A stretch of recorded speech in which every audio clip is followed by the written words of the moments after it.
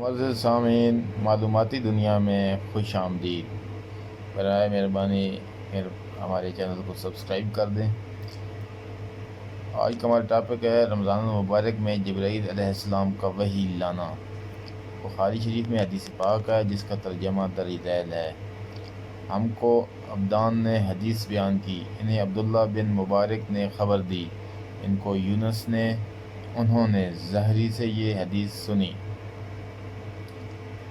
دوسری سند یہ ہے کہ ہم سے بشر بن محمد نے یہ حدیث بیان کی، ان سے عبداللہ بن مبارک نے، ان سے یونس اور معمر دونوں نے، ان دونوں نے زہری سے روایت کی۔ پہلی سند کے مطابق زہری سے عبید اللہ بن عبداللہ نے، انہوں نے ابن عباس رضی اللہ تعالی عنہ سے یہ روایت نقل کی کہ رسول اللہ صلی اللہ علیہ وآلہ وسلم سب لوگوں سے زیادہ جواد، سخی تھے، اور رمضان میں دوسرے اوقات کے مقابلہ میں جب جبرائیل علیہ السلام آپ صلی اللہ علیہ وآلہ وسلم سے ملتے بہت ہی زیادہ جود و کرم فرماتے۔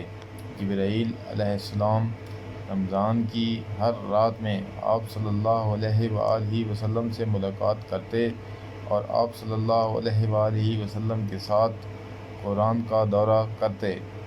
غرض نبی کریم صلی اللہ علیہ وآلہ وسلم لوگوں کو بھلائی پہنچانے میں بارش لانے والی ہوا سے بھی زیادہ جود و کرم فرماتے تھے۔